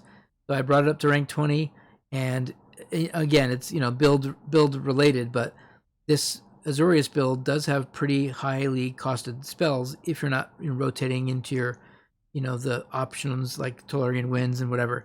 But for me, this spell is one of the most effective uses of. I don't feel like I have any mana problems at all ever with this deck. Yeah, I would be running one if I had it. So yeah, I think that is a fantastic artifact, and it really makes sense in your build. So Yeah, and well then done. let's talk about what you're playing. Is you were playing the Philosopher's Opus. Yeah, this is honestly not. I'm honestly only running this at the moment for the gear score. It's fine. Like it buffs my creatures, but I just put some money into this earlier in the game, Mm-hmm. and honestly, okay, so this is a side note, but there's a stupid bug when you use the controller, which is what I use most of the time. Where when you go to, I might even be able to give you a demonstration here. So if I click on Aegis Charm and I go, okay, let's use my controller, and I go upgrade artifact, Uh huh. you notice it took me into a different It did. artifact? It did. Yep. So see if I can recreate it again. Yep. So it takes me into my wizard's tome, right? So I've had this happen a number of times where I went to upgrade whatever was in this slot, Yeah. and then it would just put me into my opus, and I jacked like another 20k gold into it or Oh, whatever. that's funny. So honestly, I would not be running this, except that there were multiple times when I upgraded it, That's funny. to a level I didn't want to get it to. And so I feel kind of cornered into using it now because it has a high gear score. Yeah. Yeah. So that's a unfortunate side effect of this game being kind of a buggy mess. Yeah. Yeah. That's true though. But that's kind of like you've got to play with the cards you have, but at the same time, Yeah. are some of them I've upgraded and then regretted it, because you Yeah. spend resources and money and not real money, but the in-game gold. It's a grind. It's a time sink. And some of Yeah. these I don't really know if you were to ask me, because some players are probably saying, well, how do I get an Aegis Charm and a Gilded Lotus? Because that seems to be a really good piece of equipment that I want to put in my build. And there's no real answer, at least at this point. Maybe there's some data that's people have found like, oh, I get the most gear out of this run or this adventure. But I think just playing the game, you'll get drops when Yeah. you fight high level creatures, and I'm pretty sure these drops are all over the board, kind of random. Just go through your gear afterwards and find a Yeah. way. Unfortunately, there's not a way to tag things, and like I don't think you should be able to delete things for a number of reasons, but Mm. um, but I do think if you could filter things out that you don't want to see, I would love the ability to look through my collection and not see some of the cards that I'm not Yeah. interested in playing. Like if I'm playing green, sure, show me filter by green or but some of these items are very color specific or role specific, Hmm. and so I guess that kind of leads us to the lesser artifacts. I'm playing Angel's Edict. And what this does is it gives me white mana sorcery potency and sorcery healing potency. That feels pretty good. I've got a lot of white mana sorceries, and I also want my heals to hit harder. So that's why I chose Angel's Edict in my build. And you did not. Nice. I don't have one, Okay, gotcha. but I probably wouldn't. Yeah, I probably wouldn't run it anyway. Okay. Um, So but what do you have in place? Okay. yeah, I just have So two of my things, Wizard's Tome gives me chromatic sorcery potency that I like, Okay. and it also buffs my blue and red. And since my main build is it, that's just a perfect match for Got me. it. Got it. Got it. Shot of Power, I think, is just great. I when I picked one of these up, I quickly upgraded it because the combination of the spark recharge speed and the chromatic sorcery potency, that's exactly what I want to be doing in my Yeah. build. So love that. Would highly recommend it. Yep. And then I have lost dreams again. I just had it for the blue sorcery potency. And I for a while I was playing a build with a lot of blue creatures, and so that second clause on it really mattered for me as well. Right. But again, this is this is probably one of the weaker artifacts I run. If I picked up something that was a lot better, that I felt like investing some more gold into, I'd probably just replace it. Okay. So So yeah, my current build, I have two artifacts, the Eye of Lost Dreams and the Philosopher's Opus, that I think are definitely the weaker cards. right. And yeah, if I found like a Gilded Lotus or something else that I liked better, I would switch them out in a heartbeat. Okay. So I'm using Salve of Winter in mine just because it gives control rating, which helps a little bit. I think with the stun, I don't know what it actually Mhm, does, if it increases the duration of the stun or whatever. But mhm. and then the blue mana sorcery potency is what I'm going for with Salve of Winter. So I've got mine leveled up because I feel like it has a reasonable impact in this deck. Um, Mhm. but pretty similar, not too far from there. All right, the last thing to talk about is the equipment. And now some of this, of course, varies on how lucky you are on getting drops, and I think I got pretty lucky. So I'm using the Helm of Josu Vess. You are also using that. Yeah. It just I hard to. uh, it's hard to argue with it. It's just really, really good. Getting those zombies is fantastic. One thing I will say is that so I also picked up. I was fortunate enough to get a Nemesis mask, which Oh, is an alternate that I could run for the head equipment, okay, and I absolutely would run this if it actually worked. So it has this ability: activate mana surge, get 87% reflect for 10 seconds. okay, I've tested this; it just doesn't work. okay. So if it did work, I would use that in a heartbeat because it would be a better fit for my build. My build, I'm actually often using instead of ultimating, I'm using my spark recharge for mana rush a lot. That's great. So I'd be using this all the time if it Wow. worked. So that's a bummer. It's a thing that it's just, it's part of playing this game, man. Is you pick something up and it just doesn't work. Yeah, that's crazy. I wonder if that's a known bug that they have on a list. I would hope because that looks like it would be a lot of fun, especially with some of the choices you made in your deck. Yeah.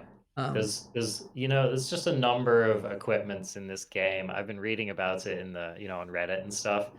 Yeah, there's a number of things that just don't do what they say they do. yeah, yeah, it's unfortunate, but I do see that the helm when I use the helm, I do see a bunch of zombies, and it's fun to Hmm. fill the board with a bunch of tutus, regardless of how actually effective they might or might not be. Um, Hmm. it's hard to argue with a bunch of token creatures that Yeah, lasts for a full solid minute. helm. Full Yeah, minute. yeah, The in the other section of it, Slayer's Plate. I'm playing yeah. that. Me too. Yep, and that's just mythic body armor. Why wouldn't you wear it? It's That's got it. bodies, and I don't know how often I see the weakest creature getting +4/+2, but if it's not one of those 1/1s, activate your secondary, and you just get a huge buff to your creature. So in my case, Hmm. either the angel or the griffin are doing a lot more damage, Yeah. whatever +4/+2 means. Um, and then over to the uh, bracers, I'm using Arch Druids, which gives me a Mm. chance to draw spells when I use my Spark Power, and you're Mm. using Adjudicators. So, This is just for the gear score. uh, So yeah, I mean, I like that it makes my secondary recharge faster. I think that's good too. But yeah, I just like my next highest equipment is like a 39 gear score rating or whatever. right. So I just decided to run this instead. It's possible if one of the things I wish this game would tell me is like, let's say, like I have these Archdruid's braces, right? Hmm. And if I upgrade it twice, I'd love to know what gear score I'm going to have after that, right? Right. But it doesn't tell me, so I have no idea. Okay. So with a lot of these, you upgrade them, and it just bumps the gear score up by 1, Right. which in this case would not be worth it for me. So um, yeah, that's something that I wish I had more knowledge about. Would Right. help me with my loadout. Right. And that's a good point. Like the 500 white mana debuff rating, I don't even know what Hmm. that means. Like I'm Yeah, reading the words and they it don't have any space in this game. it it in theory just lowers the effectiveness of white spells on you. Um, so that's the idea. It's also so these debuffs apparently, if you load up on the debuffs for the colors you're playing, then Right. it's also supposed to help you do less damage to yourself when you hit a vindictive creature or a reflect Gotcha. creature Now as I well. understand. But the one of the things that sucks about it is that okay, so it's great for that scenario, but it's somewhat useless in most other scenarios. So that's another reason why I haven't chosen to go down that road because that's one of the reasons I hate the reflect slash vindicate mechanic is that in order to be good against it and have real game against it, you need to warp your build so much and basically take yourself away from a lot of other um, decisions that you've probably made in the game to make whatever build you're doing effective.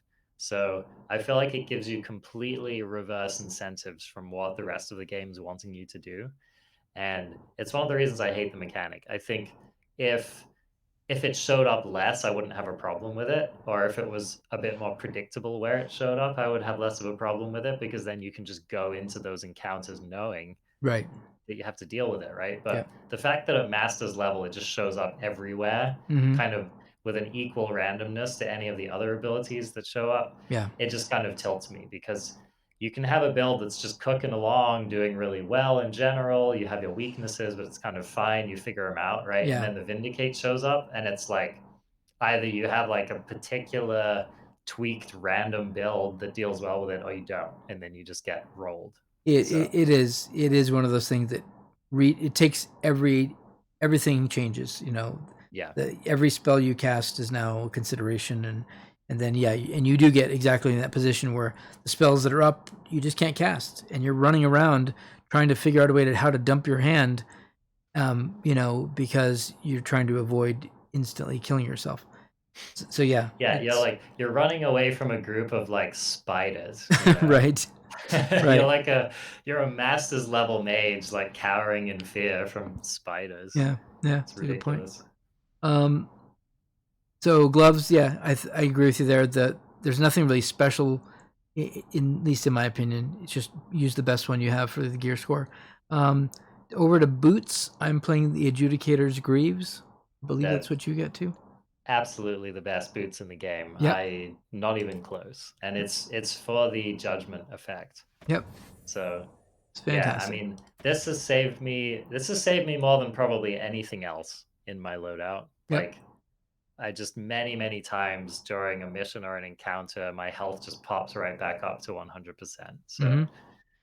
I just like I have not encountered any equipment, any boots in the game that are better than these. Yep, I 100% agree. And I was actually playing in a pickup group um, earlier this week, and got into the official Discord, and they had a chat channel, and the guy was singing songs. He was so happy about his boots. He was running into ridiculously tough situations, laughing, and his boots were saving him so often. And it just made me laugh. I was like, this guy. And I agree with you. Best boots in the Yeah. game.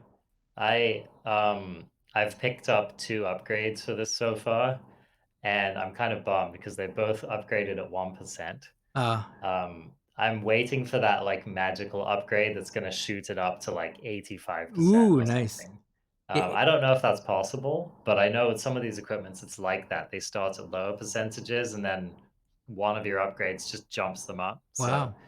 the day Interesting. that happens is going to be a good day. Yeah, yeah, I'm a big fan. All right, off to we both have completely different um, pieces of jewelry. You use the meticulous necklace. I use the talisman of symbiosis. So let me look at the meticulous. What does this do for you? Um, I actually really this is one of the best equipments in the game, in my opinion. Wow. So it has a really high loadout score. It makes my secondary do hit harder. Mhm. And this draw spell, I have a 96% chance to gain lesser swiftness every time I draw a spell. Ah, You draw a spell like every couple seconds in right. this game. And so what this basically does is if you're just firing off your spells constantly, Mhm. you have lesser swiftness at all times. Nice. So yeah, I'm a huge fan of this. That's cool. That's really cool. So the one I'm using is um it's very interesting, but it's very different. It's the primary potency buff that I have is good. I've got a spark recharge bonus, and also the main ability. If I go below 30% maximum health, my strongest creature loses 25% of their hit points. So we're talking between the two I have now, 50,000. So 25% of that, and then I get 60. It's so weird.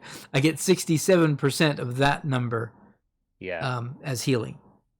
yeah, So, just like you said before, survivability, sometimes something that just gives you a pump in health is worth it. So for me, that's what I went with. But I yeah. think you're right. These are pretty much use your best, right? Yeah, for me, it's basically loadout score. Um, so I actually had the Talisman of Symbiosis, but I have the Smelting Band that I got up to 47, Wow. and so I just run that because it's a high loadout score. So yeah, it's not that these effects don't matter, Mm, but I think especially for the accessories, I try to just focus on loadout score. okay. Okay. And that's Yeah. because your loadout score does give you an overall health and bonus to damage, or health and damage bonus. So Yeah, it's it's pretty something. significant. It is. It feels like the more powerful I get with loadout score, the runs get easier and easier. Yeah, Um, everything gets better. Your creatures do more damage. It's just yeah. So I didn't prioritize that as much in the past. I just didn't realize how big of an impact it had on the game. mhm. But for me now, it's basically like it's almost like just adding extra levels to your character is how I think about it. Yeah, yeah, So, it's a good you point. know, yeah. Awesome. Well, I really appreciate going through the deck tech with me all the way down through the equipment. It really helped kind of round out the conversation. We're about an hour and a half right now. I think it's been amazing. Would you like to do a? We can run one of the missions, the event, together, and we can kind of talk through our positioning and how we're building or how we're playing the decks that we just discussed. Do you think that sounds That's like fun? yeah, that sounds great. Are you cool if I take a quick bathroom break Of before we course. jump in? Absolutely. All right, Okay, quick break and we'll be back. I'll be right back.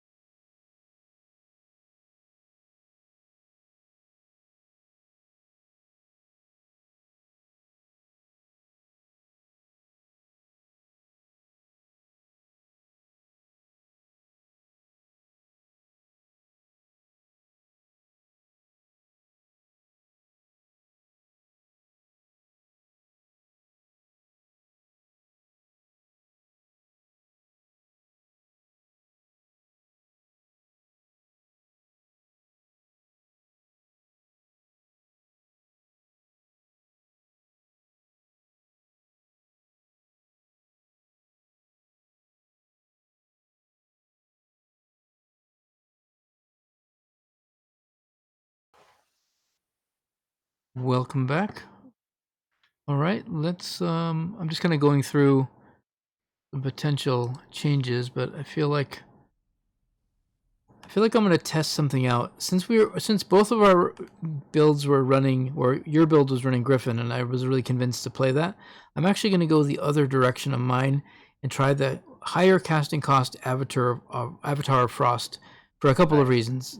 For me, the Avatar has the enter the battlefield effect of a 4-second stun, which is it's a pretty big area, and then it also has the special ability whenever they do those for another 2 seconds of stun. So that means that's an additional control effects that'll apply damage buffs to my Phalanx Charge and my Psionic Shatter and your Psionic Shatter. So I'm gonna try the Avatar Frost. It's bigger and beefier. It's a 5/7, so it does more DPS and more health, but it's really expensive. So we'll see how much battlefield impact it has compared to the Ur Griffin. So let's kind of keep an eye on that. Otherwise, that's all. That's the only change I'm making to my current deck, and let's get in there. Let's do it. First, I will invite you to my team.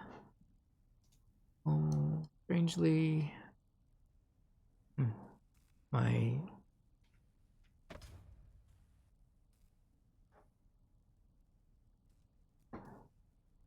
window opened oddly.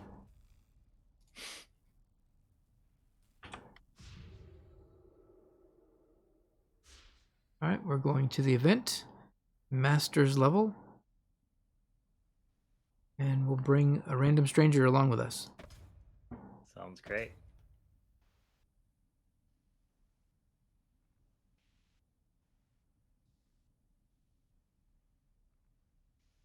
Maybe we shouldn't. Maybe we should just showcase us, you know. Yeah, I'm down. But I'm not getting not giving me a button right now. Mine's frozen at 52 seconds. Yeah, I think it might be bugged or something. Oh, what's going on? Because mine still says waiting for other players, even though it gave me an accept match button earlier. Mm-hmm.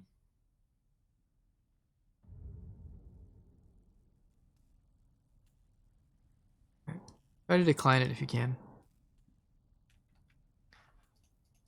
Yeah, it's not letting me. Okay.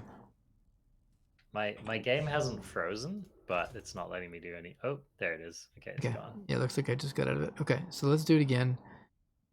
Vent. Okay. Just me and you. We can handle it.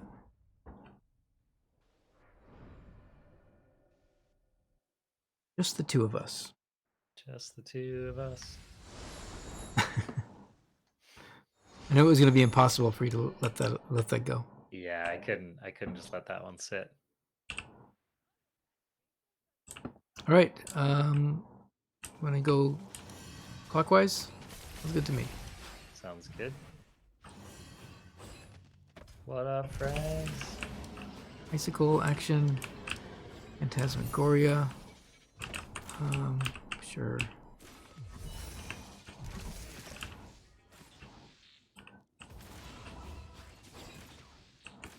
These are all pretty weak. I'm gonna move on here. Nice. Get him out of there.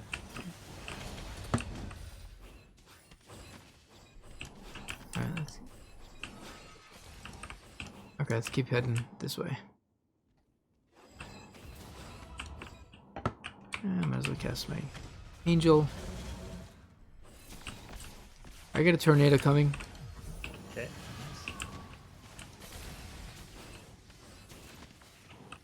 Can't really capitalize on it. Nice. Well done.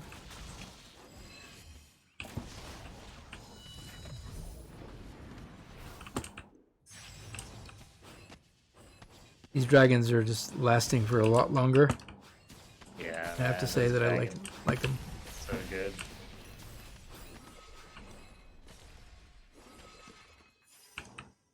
And so far I have no mana problems, no creature problems, just kind of doing our thing. That's Phantasmagoria, that guy, I guess. Oh, he just ran right. He just walked right through it. Jeez. Just stepped back. There you go. The dragon. Thank you.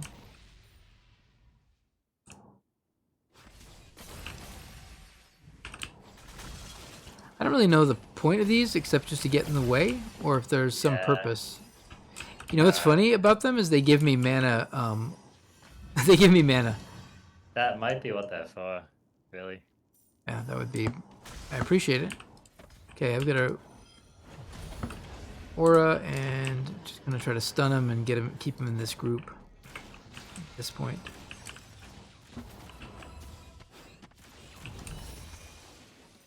I'm gonna turn. Tornado. Yep, you got one. Go for it. Perfect. Phalanx them then.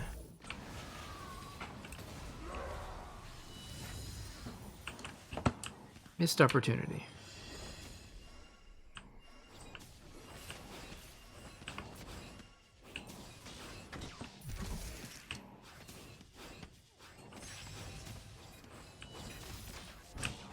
Okay.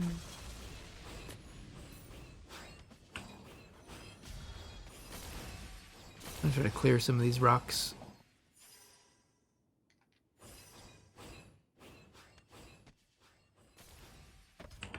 God, Tolarian Winds is so good, man. Saving your bacon? Such a good spell. Yeah.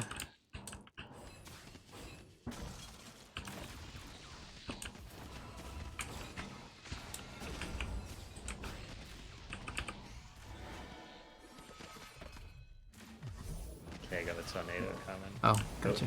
So you? Nice. Okay. That's okay. We handed it off. Yeah.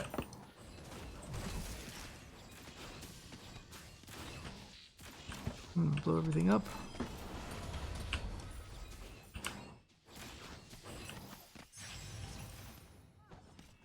Yeah, I mean, I'm definitely not feeling like we're going to be in any sort of trouble.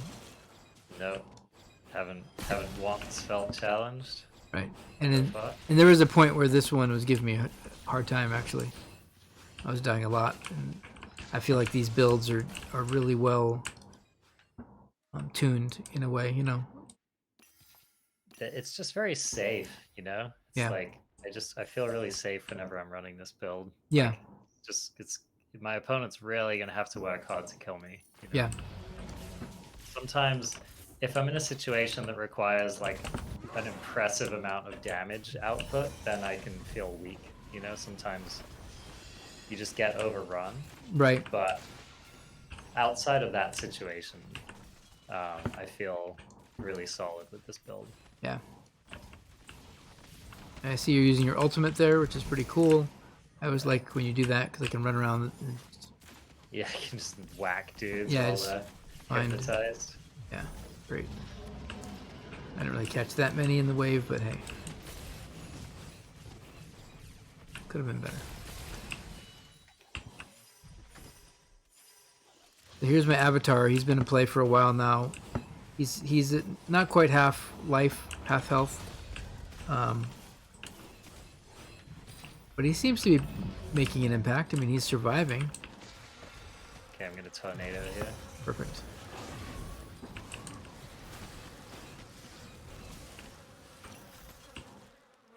Oh boy.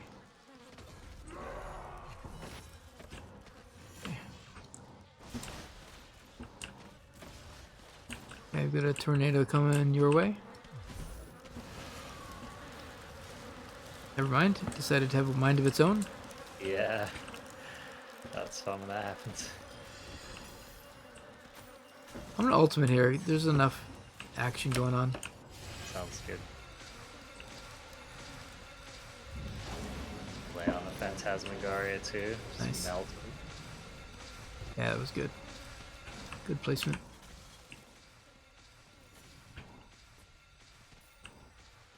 Stragglers, but easy to burn down. And both my creatures died in that exchange, so get them out again. Okay, I'm gonna go ult here. Nice timing.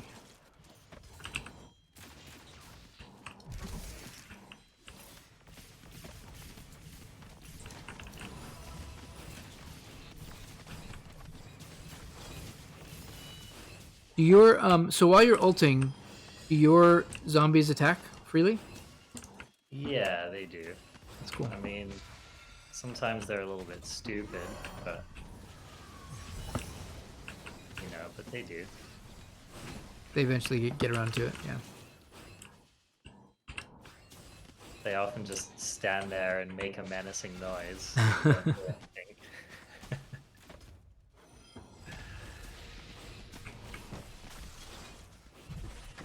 I mean, yeah, we're just melting these dudes with ease here. Phantasmagoria.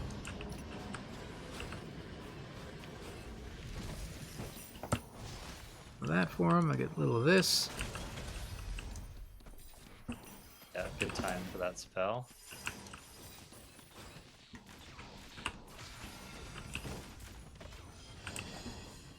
Oh. Dragon just. Tornado. Weird that some of these guys escaped it. But...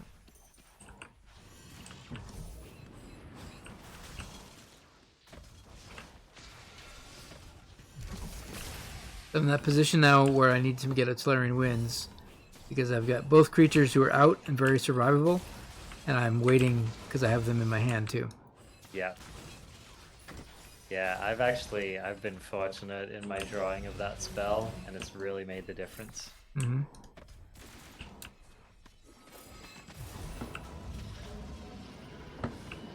Okay, another ultimate here. Nice. Good timing. Yeah, why not? Me too. I'll focus a little bit more over here.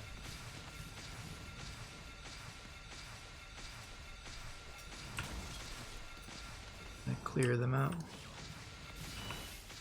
There's one down. Okay, tornado follow up. Perfect. Didn't do much. Yeah, I didn't grab him really. Yeah.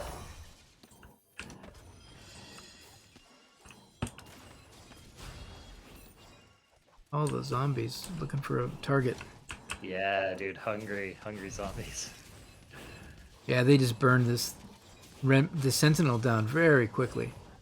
I have to say, it's very impressive. Those are the kind of creatures that stick around forever, and they're just getting melted. Yeah.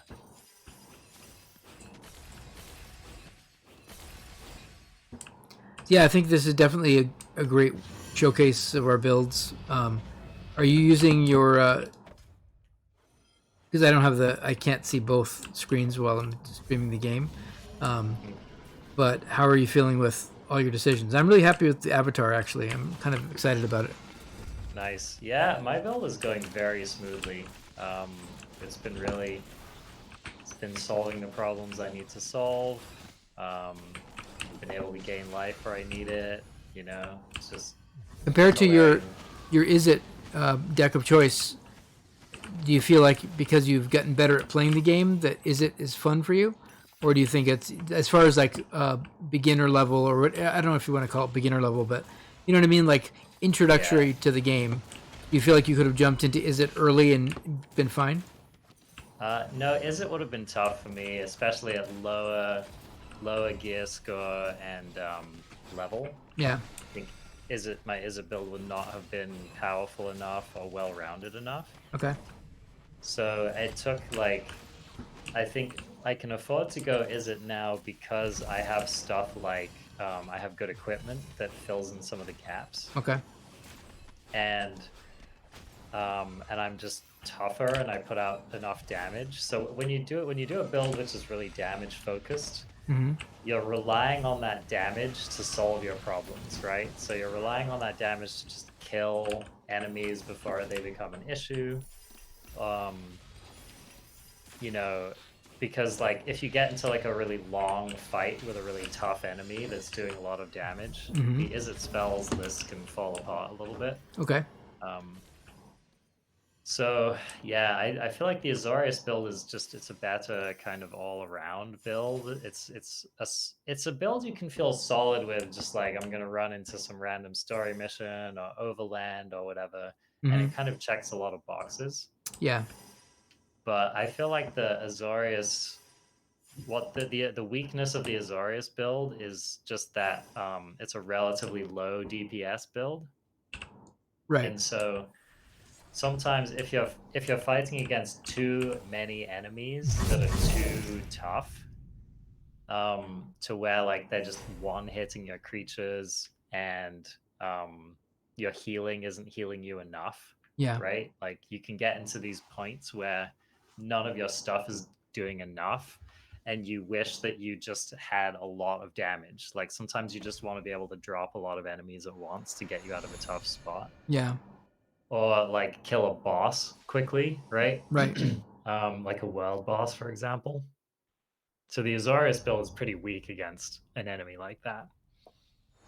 Yeah. I mean, I feel like we did really well, but we've also been kind of playing with each other's play style. I think we kind of even we don't communicate perfectly, but I think just naturally we're getting better at what groups are we didn't see any vindictive, which was nice, refreshing. Yeah. Um, Yep. and we also kind of know how to group them, because there's certain ways of running around the map with to sort of funnel or direct your opponents, because typically they run slower than you, so you can always outrun and maneuver in a way to get them in perfect lineups. I didn't do too great a job with respect to setting those positions up, but I know you did. I was watching you do it really well, getting the maximum out of your ultimates and getting the most out of your area effect spells.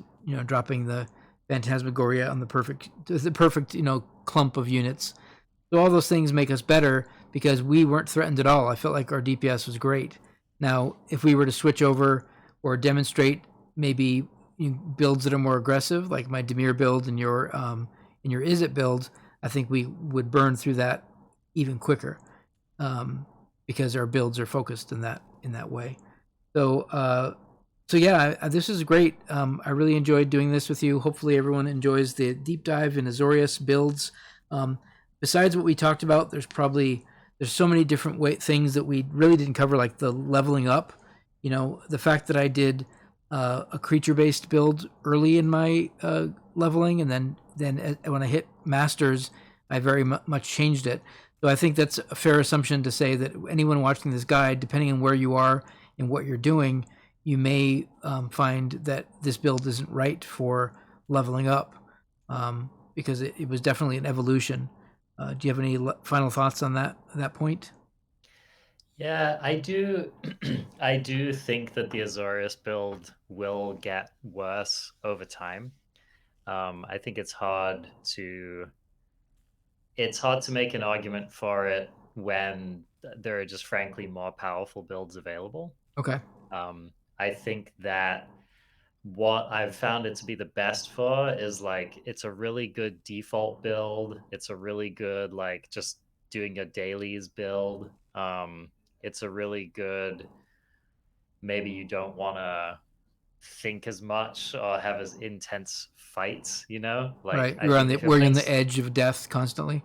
yeah, like if you're playing the Izzet build, you really have to you have to move all the time. You have to like really manage your mana. You have to like think carefully. Mm-hmm. You have to treat your health like a resource. Okay. So Azorius, I find, is really good for just like you're just chilling. You don't want to work too hard.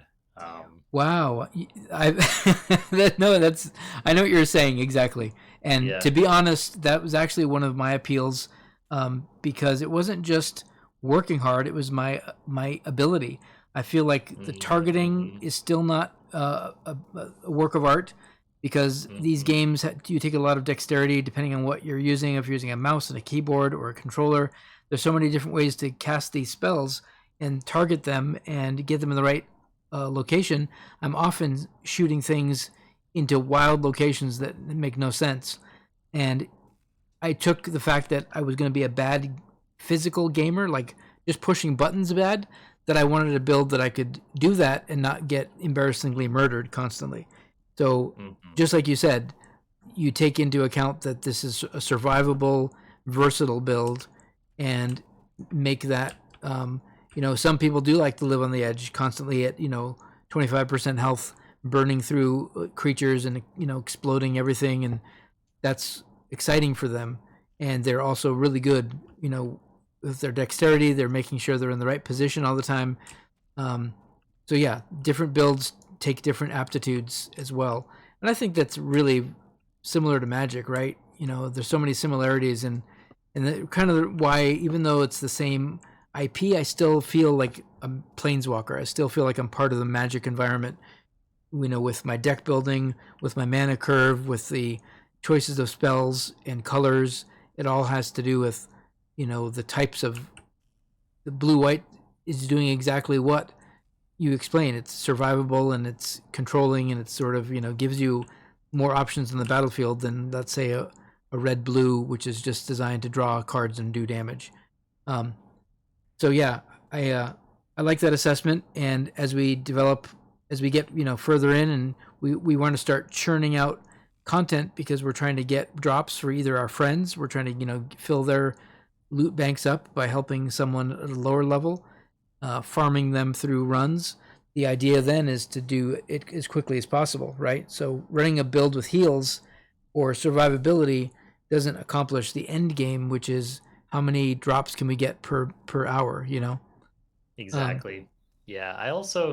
I'm not really sure what the drawback is to dying at the moment. I haven't clearly identified one. The only thing I can think of is that if you're fighting like a boss or a tough enemy and you die, the boss will heal and the tough enemy will disappear and you won't get the experience. Right. So that's currently the most clear example I can see of a penalty for dying. Yeah. But I've gotten more comfortable with dying Yeah. and just having that as a trade-off for doing more damage, moving through things faster. So Yeah. yeah, No, that's an excellent mhm. excellent point. And again, I want to thank you for helping me do the Azorious guide. I think I know you put some really good insight and made me rethink a lot of the cards and just think about it in general. And I think this game has a lot of that, even though we don't know all the numbers perfectly. The idea that we're trying new things and then seeing how it feels, and maybe discovering how an artifact or an item might not work the way it's written, or I know that there's a lot of broken builds, and I think I want to be clear, if there's anyone that has any comments and has anything to add to the conversation, of course it's wonderful. On the flip side of that, if there are exploits that should be taken advantage of, or if you play blue, then play this card because you'll get this exploit that I'm not really interested in finding exploits to take advantage of, but like any Magic player, we are looking for synergies and things that do make it do more damage or whatever. Now, I don't know if that's a thin line, because sometimes in Magic, broken combinations occur, and then suddenly you have an advantage where you're like, well, this is just how it works. And I don't know if this game is intentionally putting these ridiculous combos in for the fact that they want savvy players to find them and then be able to have a character that's 5 times as powerful. Is that sort of what they're going for, or do they really want to aim for a balanced adventure RPG scenario? And I don't have the answer for that. I think some of the things that they've been exploited so far have actually been exploits and not intentional, but I don't know. Yeah. Who knows? Time Yeah. will tell, right? Yeah, I guess there's not really any. It's just hypothetical conversation. All right, well, let's wrap this Azorious guide up. Again, thank you for joining me in this experiment, and I'll see you next time. And hopefully, we'll do this again. Sounds great, man. It's been a pleasure. All right, take care, and everyone out there, have a great rest of your week.